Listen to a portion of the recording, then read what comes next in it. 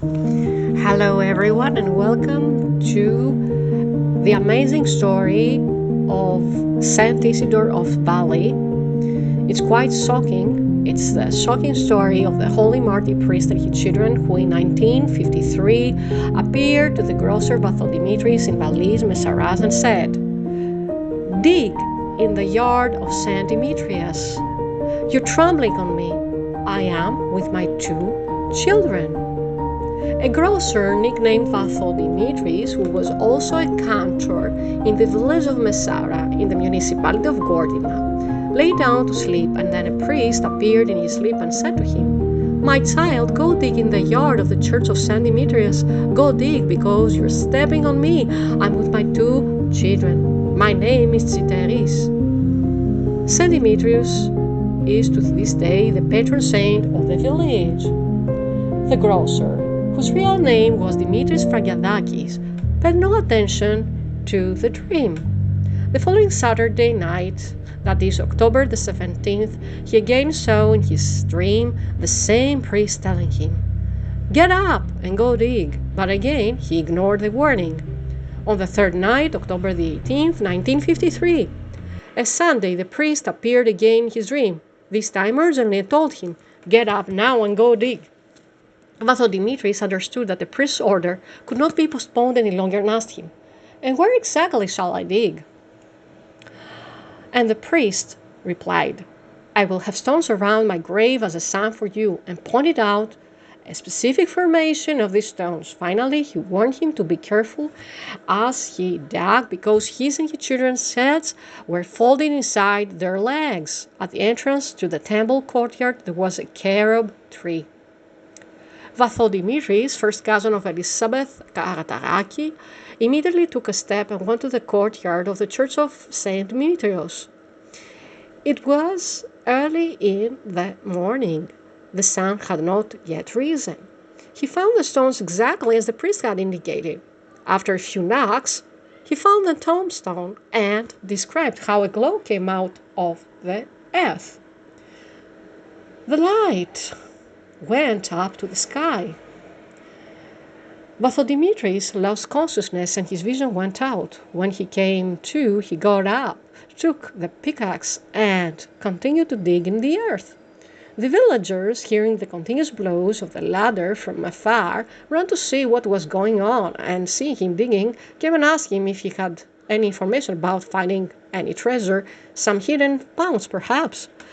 The man did not answer anyone and continued speechless and with sweat dripping from the effort. After a while, the bodies of the saints appeared through the soil.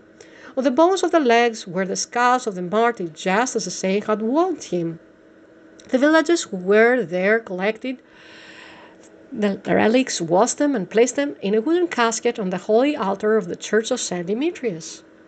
Dimitris, locked in his house, fasted for 3 days, putting nothing in his mouth and drinking holy water. His aim was to paint the priest as he had seen him, and later, at his suggestion, the first icon of the saint was commissioned from a local icon painter with a name, Saint Citeris.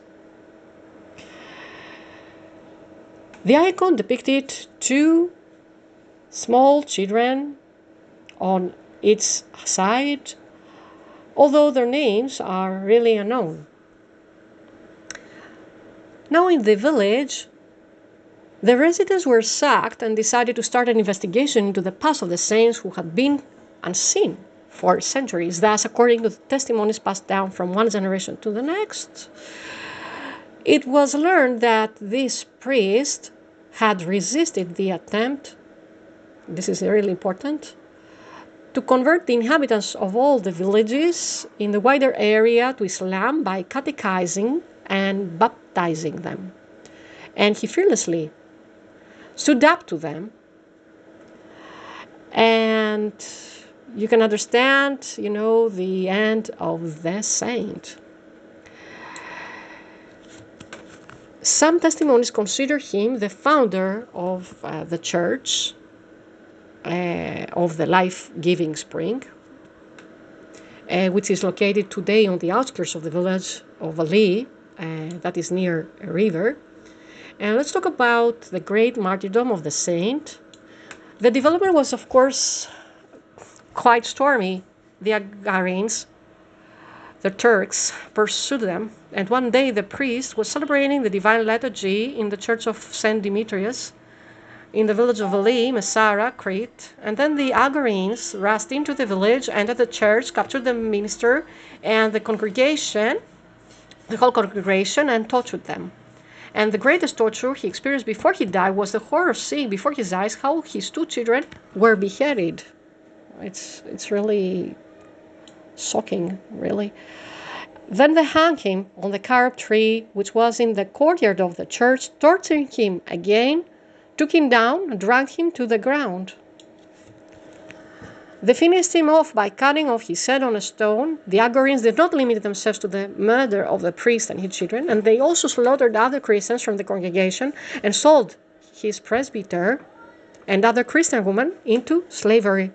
And the village resident reveals, the priest came to my dream and said, "This is Elizabeth Karataraki, who contacted me and insisted that I make, a video featuring the life of Saint Isidor and his children."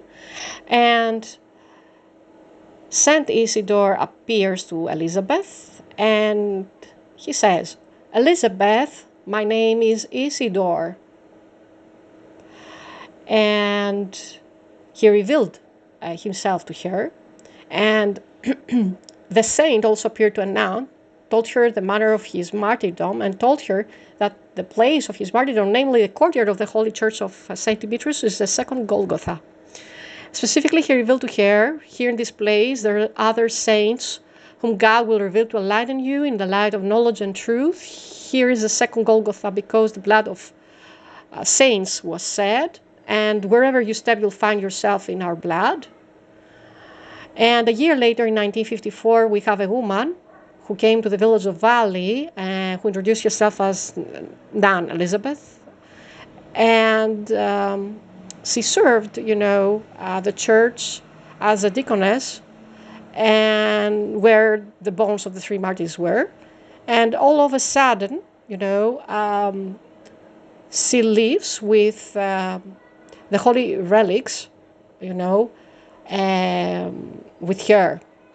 And towards the end of her life, she is located in Attica, but she refused to reveal where the reliquaries ended up.